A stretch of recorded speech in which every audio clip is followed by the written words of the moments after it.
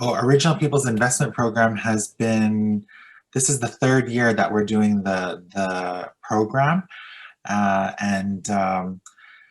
So the very first time we did outreach, JL was in Calgary, and we did a presentation to the Indigenous community here in Calgary. And so we want to continue to do that together to make, to let Indigenous artists here in Calgary and on the Treaty 7 First Nation reserves, what is available to them here in Calgary, as well as the national funding that is available. You know, it's really important. Calgary Arts Development, initially their funding was really just for artists living within the city, and maybe some of the bedroom communities around the city. But with the Original People's Investment Program, funding opened up to Indigenous artists living on Treaty 7 First Nation reserves, which is so exciting. We have so many artists who either live on reserve and work in the city, or vice versa. And so I think it's really important that we include them as well. Original People's Investment Program started in around 2017, 2018, when they brought together an Indigenous Artists Advisory to help them, guide them in putting this program together. I was initially part of that advisory, but I was at the time working for the Calgary Public Library. But we had a group of artists who were helping CADA in putting this program together. So from the start, this program was very much Indigenous-led in its formation. Just because we're gathering here online, I'll ask that you keep your microphones muted during the presentation. There'll be time for questions at the end, and you may keep your cameras off if it's more comfortable for you to keep your cameras off. And you can post questions in the chat room as well. So CADA is Calgary's designated arts development authority, and our mission is to support and strengthen the arts to benefit all Calgarians. We invest municipal funding in arts organizations and artists in Calgary. So all the money that we get the funding that we get comes from the city of Calgary. The purpose of the Original People's Investment Program is the preservation and revitalization of First Nations, Métis, Inuit art through arts-based projects and activities that are supported and validated by FNMI artists, community, elders, and knowledge keepers. And so CADA has it's a small team, but this community investment is just one part of CADA. And so within community investment, we have myself. I'm a specialist for Indigenous programs. Melissa is the community investment and capacity manager. Our director is Sarah Bateman. And a specialist that many of you will probably end up speaking to at some point is Taylor Porteous. She's a specialist with individuals and collectives programs. She also runs a individual projects grant, and just another new one that started this year was called the micro grants. So Taylor was heading that program. Marta Legocki, I hope I said that right, is the specialist for arts organizations in the city, and Van Chu is our grants coordinator. So when you do call the number here on the screen, community investment. Most of the time you will be, the first person you'll talk to is Van Chu, and so Van is, she's very knowledgeable, very helpful. She will direct you to one of us, Taylor, myself, Marta, but she usually is pretty good at answering everyone's questions, but she'll direct you to us if need be.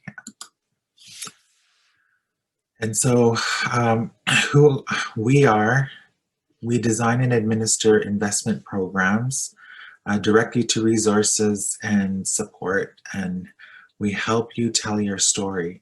So by that, what we mean is when you're filling out an application for a grant. So the Original People's Investment Program is for an individual is $15,000.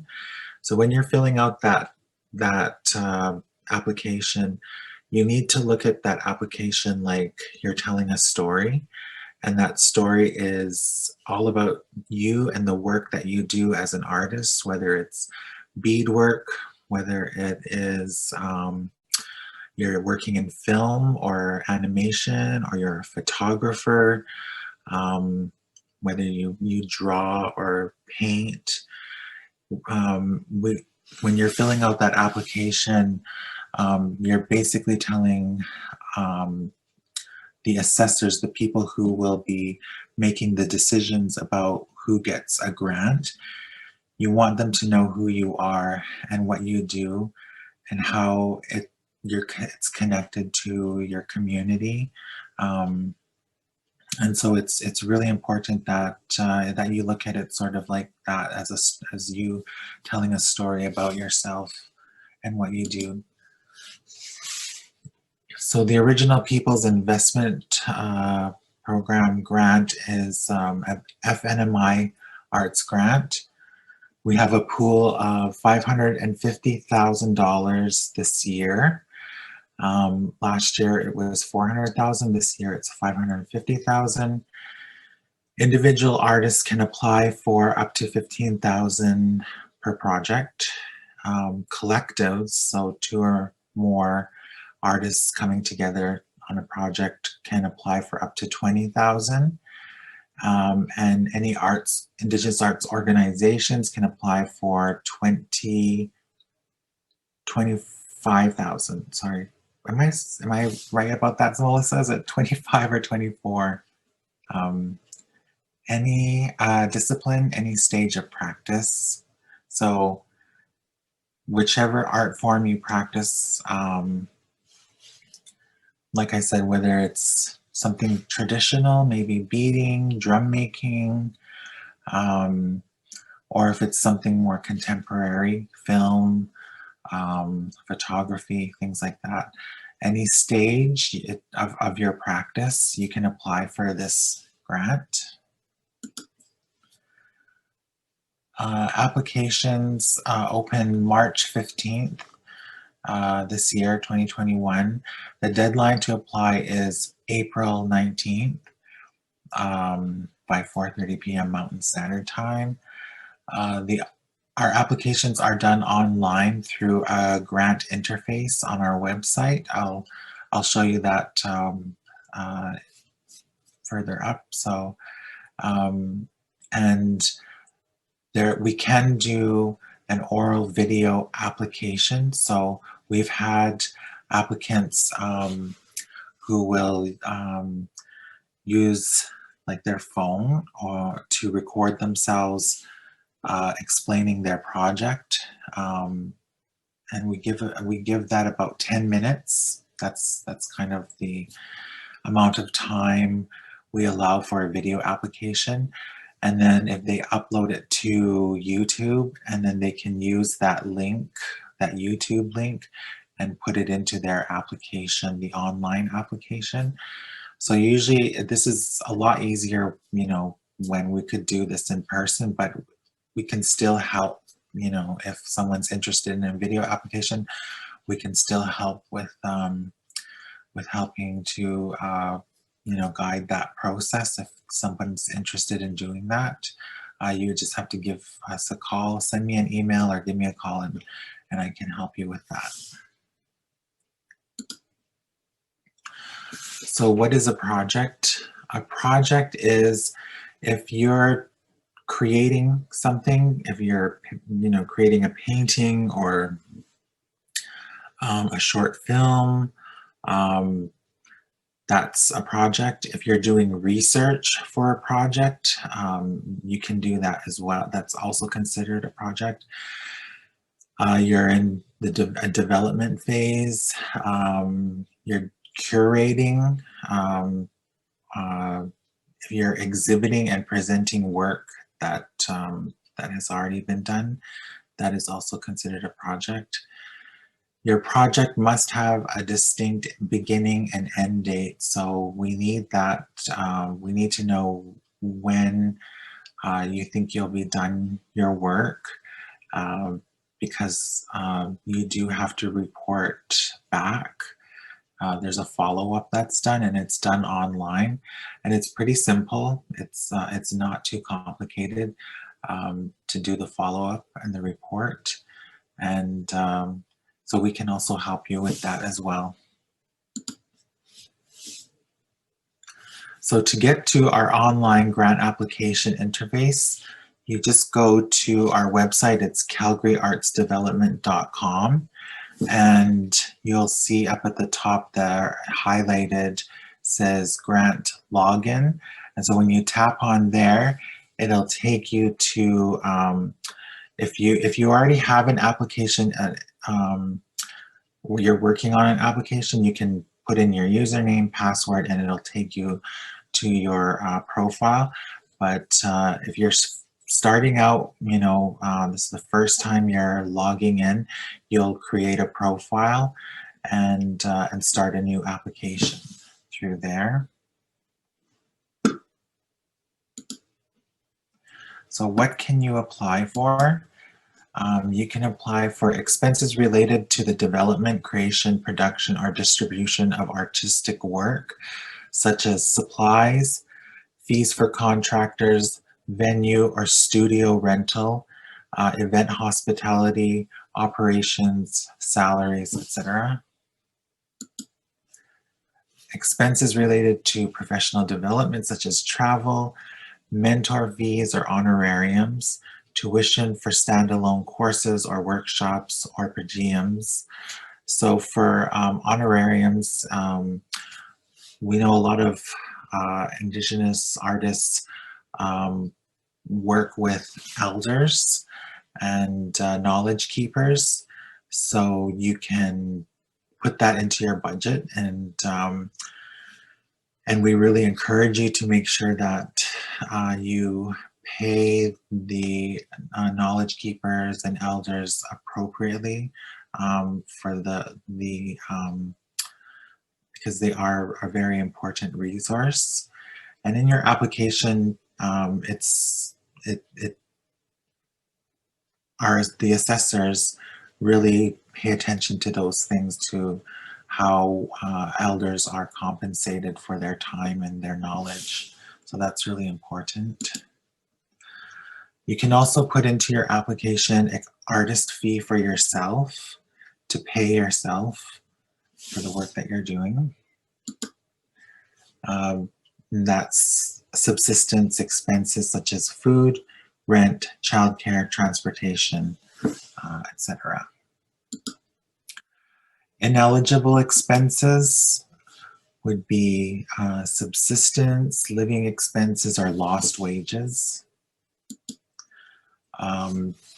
You can't use it for tuition for like university or like a diploma degree program. And you can only use up to $1,000 of your funds towards any kind of equipment or capital costs. So for example, like a laptop or a computer or a camera, no more than $1,000 of your budget could go to that expense. as well as equipment that is not directly related to the project that you're doing. That is an ineligible expense. So the criteria, this is very important. It's scored out of 100. And we are looking at artistic impact, which is scored out of 35 points out of 100. Community connection is 35 points. Planning is 30 points. Criteria keywords. So understand, know your work, your goals, and your community. You want to demonstrate, show the who, what, when, where, why, and how. Oh, I'm just going to go back here. So it goes back to what I was saying before about telling that story and making sure that first that you understand what your goal is and the work that you're doing. Make sure that you ask yourself these questions, the who, what, when, where, why, and how of your project, because these questions will come up when the assessors are reading through applications. They look at the applications and they ask these questions. So, because they need to determine which projects are going to get funding, and so they need that clarity. They need to see like that you've put the work into your project and the research. So artistic impact, how do you make your work in your artistic communities? That's one question. Is the project compelling and relevant? And will the project help you reach your goals? So these are some questions you can ask yourself when it comes to artistic impact. Oops. For community connection, who is your community? And how will you engage your community with your art? Why is this project important for your community? And for planning, this is the third criteria. Are your goals clear and achievable? And do you know what is required to complete the project? And are the timeline and budget well researched? So planning is so important. And to know whether your goals are achievable. Sometimes we see artists who have a really great idea, it's really brilliant idea, but it might be they might be in over their heads, you know, in some cases. Maybe the project is a bigger project, and what you can do when it's a really big project is you can actually break it down into phases. So if you need to do research first, and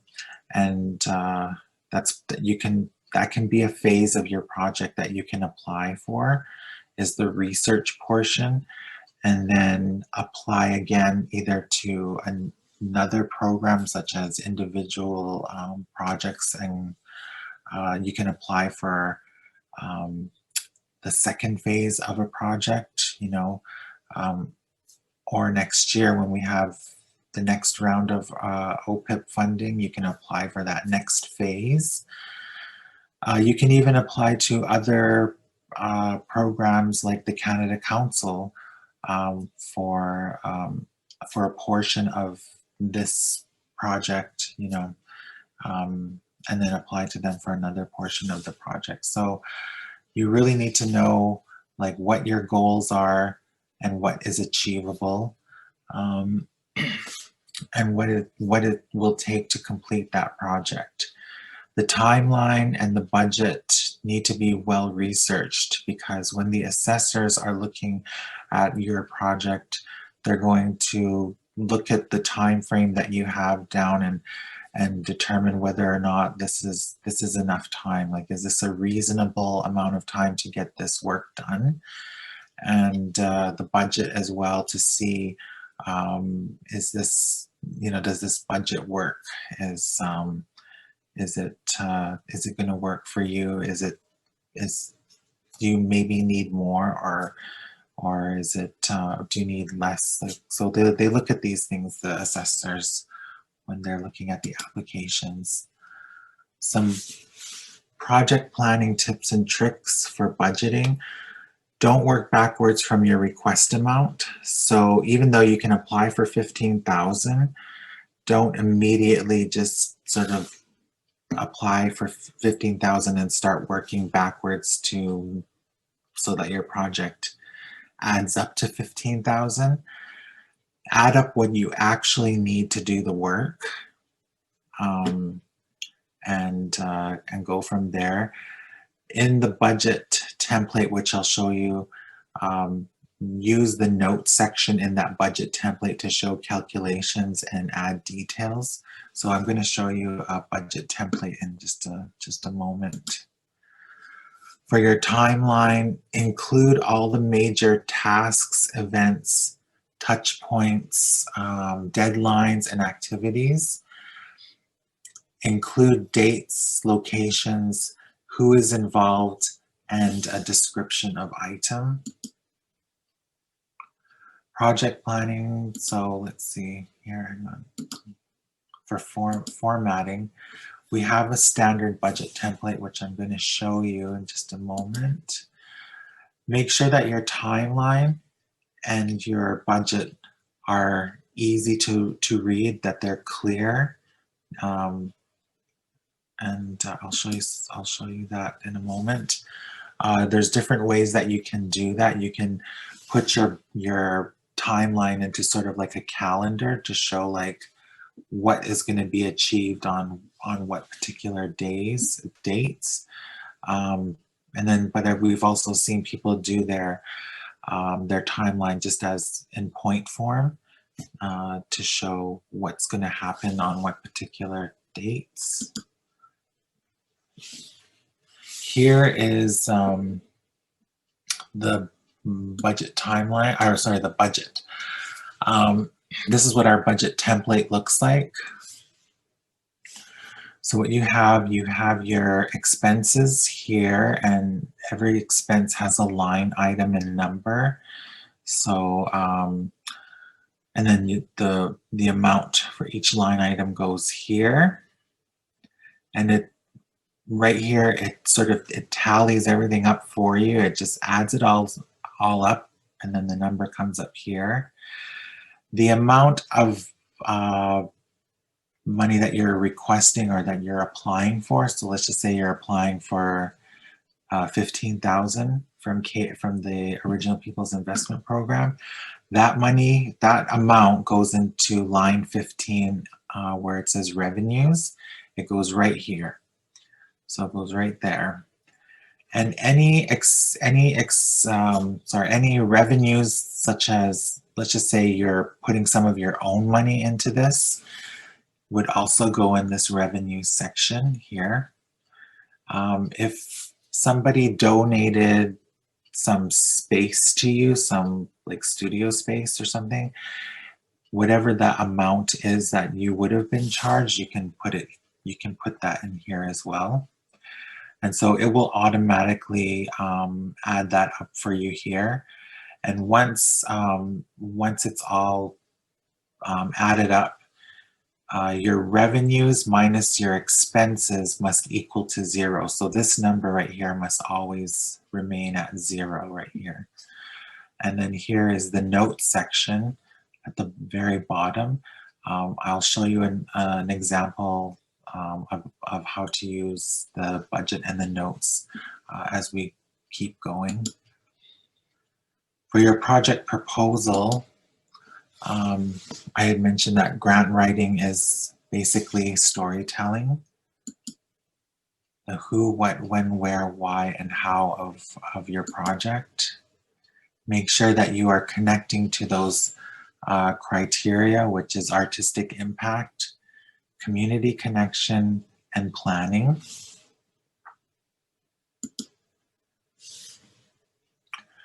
Make sure that your project is always connected to your artist statement. So you will be making an artist statement in your application. Make sure that your project is very much focused and connected to that artist statement. You'll have several sections in your application, spaces where it says support material, where you can insert photographs of your work, where you can put in a link to, if you have work online that you want to provide a link to, if you have a video, of whether singing or whatever the work that is that you do, if you have a video of it and you want to provide that as a support material, you can put that link into your support materials section. So it has to be relevant and meaningful to your project, show quality of your work, show the capacity for work, and you can show the relationships and partnerships that you have. So if you are collaborating or working with within your community or other artists or knowledge keepers, you can get letters of support from them as well and put those in your support material. The timeline, make sure your timeline is easy to read. Include major tasks, steps, events, deadlines, and activities, and include dates, locations, and who may need to be involved. And research is so important, so make sure that you do the research, that you make sure you have those numbers, those how much it costs, the cost of everything. That takes time, so make sure you do that research. So this is just an example of a way to do a timeline. So for Melissa, who's a dancer, if it was sort of like in point form, you would say January 2020, going to call C-Space to inquire about a theater rental. That is done. You're going to confirm theater rental, which is done. Hire dancers, that's done. Studio rental for rehearsals is in progress. So when you're doing your timeline, not everything has to be, done, completed. If something is still sort of like, it's still in progress, it's just still working on it, you can put that. The assessors like to see, where things are at in your timeline. So that's you can do that there. February to March 2020, research and preparation for choreography, that is upcoming. So you can add this kind of information and it really helps. You can also do it like a calendar. So here you have the days of the week for April, and this is how on each day of these 3 weeks, this is what the schedule is going to look like. For your budget, expenses is equal to what you spend. Revenues is what you earn. Capital costs is the things like equipment that will last longer than the project. And the budget should equal to 0. Your artist fees is the money you pay yourself or others for their artistic work. And per diems is a set amount of money for each day to spend on daily expenses such as food, transportation. Subsistence is your rent, transportation, or childcare. Ask for what you meaningfully need to do your work. So it goes back to what I was saying before about don't work backwards from on your budget. just start calculating what your expenses are going to be. And if that also includes an artist fee for yourself, include that as well. But make sure that you ask for what you really need to do your work. So just start entering expenses and then look at your total. And as I said before, don't work backwards. That should say 15,000. So here's an example of the budget template. So for a dancer, you know, they have a choreography fee that they're going to pay a choreographer. Dancers, there's going to be 3 dancers, and you can see it says C notes. So you go down to the notes. If I get here, so that's line 2. You go to notes. So line 2, there's going to be a note there based off of standards, CADA West standards for professionals. So that's like you're just adding a bit more information about each line item in that note section, because when the assessors are looking at your application, sometimes there's items in your expenses that need more explanation. They might look and say, does a studio rental really cost that much? And if you go to the line, if you go down to the note section, you can see, well, is there a note here that explains why this particular thing costs this much?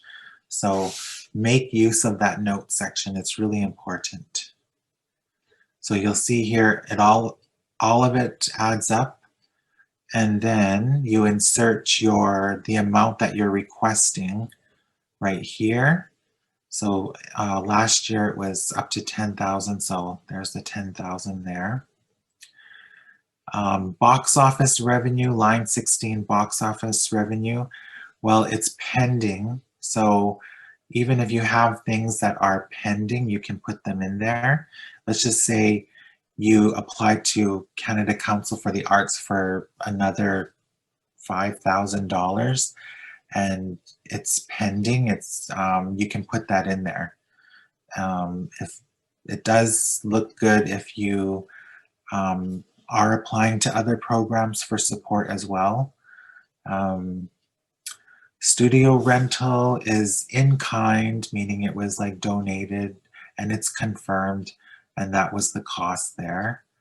Fundraising is pending, and that's the cost there. So it all adds up to here, and so then your revenues might end up equaling to 0 there.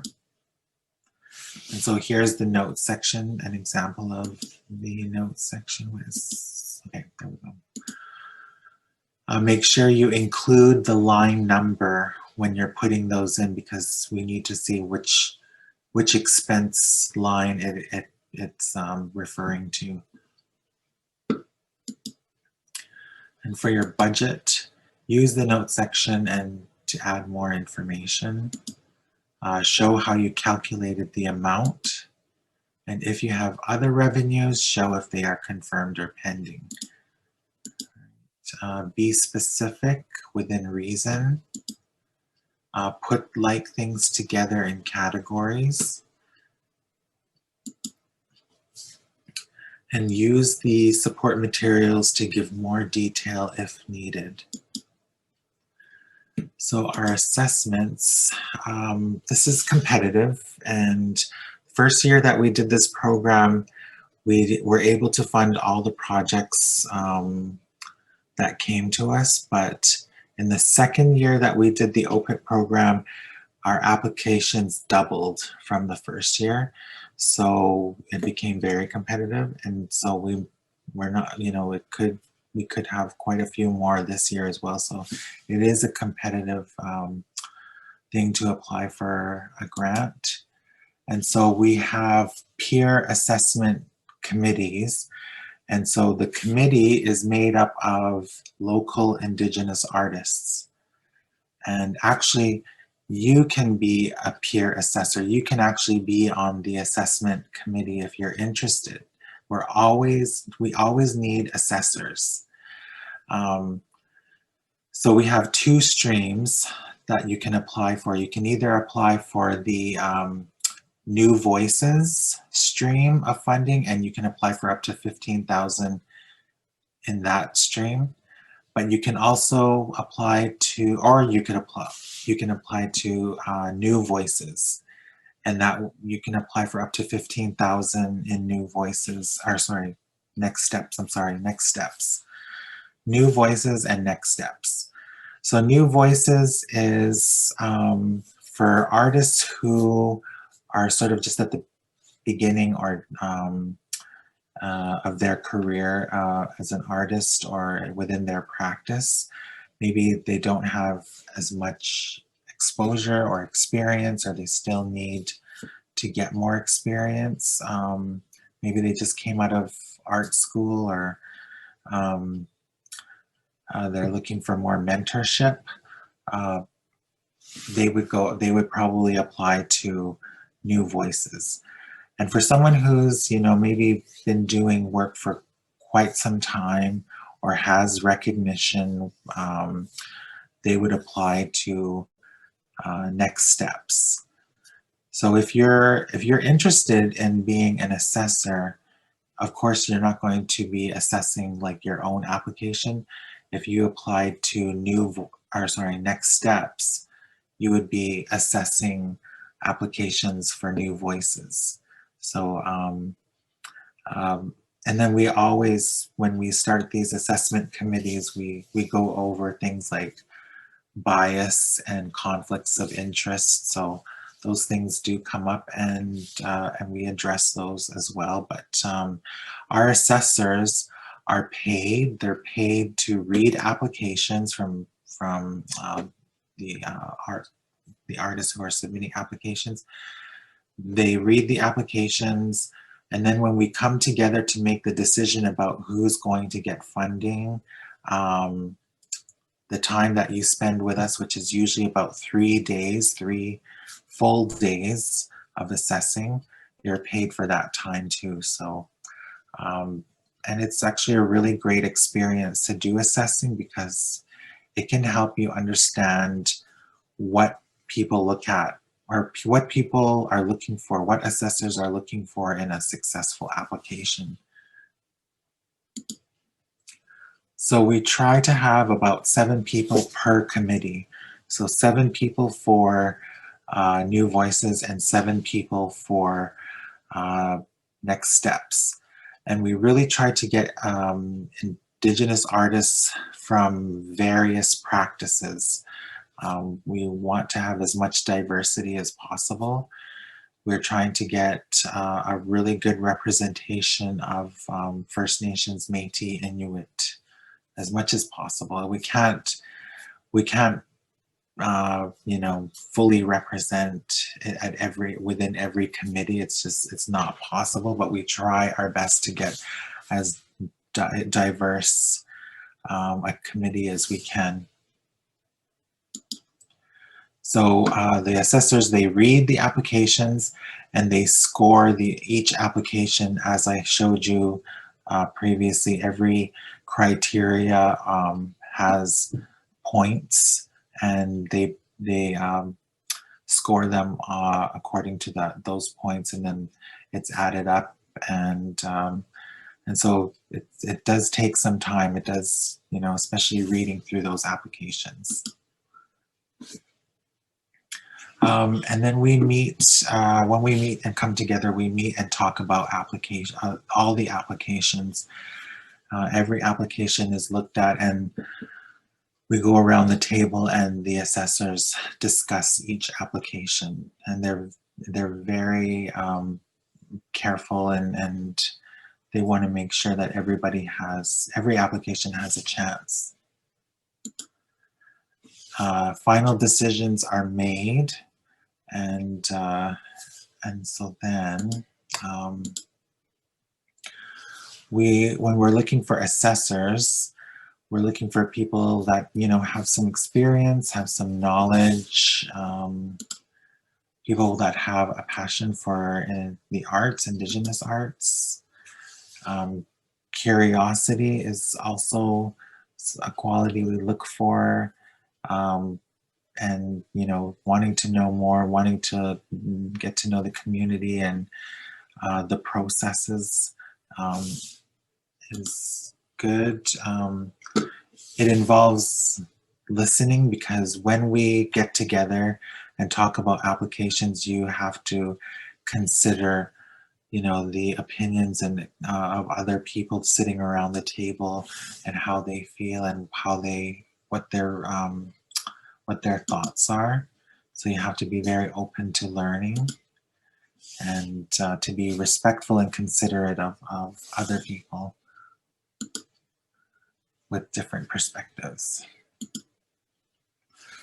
So if you're interested, or you know someone who might be interested, who's an Indigenous artist, if you're interested in being an assessor, you go to our website, calgaryartsdevelopment.com, and you go to grant investment programs, and then you go all the way over to these purple buttons here, and in the middle one says assessor nomination form. You just click on there and you'll fill out a form letting us know that you're interested in being an assessor this year, or nominate somebody you think would make a great assessor.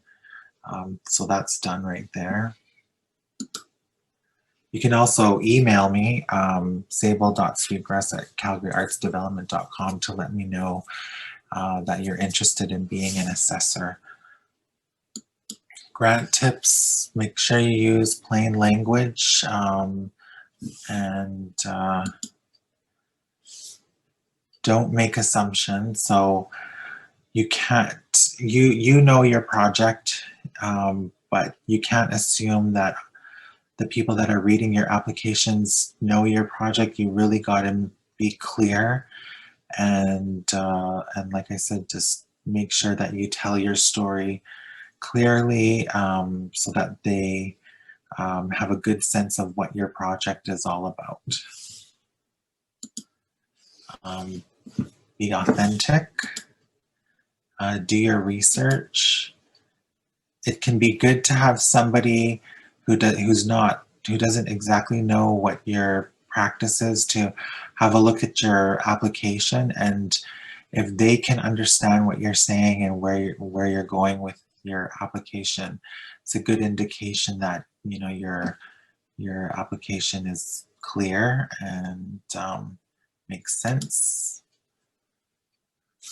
So there are taxes involved when you apply for a grant from CADA. So there's a form, a T4A form, which is other income. You're considered a small business, so it says industry code for artists. This is the industry code here, 711500. Only the money you personally earned gets taxed, so like your artist fee. Keep your receipts and your correspondence, your written contracts and invoices. Make sure you just keep records of everything that you use your grant for, so for your own personal records. The online application, as I mentioned before, is on our website, and it's here. It'll say grant login, and that's where you tap to start your application. So we're here, myself, Van, Taylor, and our team is here to help you with, if your technology, like if you need help with figuring out how to do the application online. We're here to answer questions. We're here to give you feedback on your application. We can do meetings over Zoom or by phone call, and you can always contact me by email. And if you have any kind of accessibility needs, you just contact us and we can figure that out as well. So this is me. This is my email address here, sable.sweetgrass@calgaryartsdevelopment.com. And this is my number at the office, but none of us are actually working at the office right now. So the best way to get hold of me is through this email address, and then I can get back to you.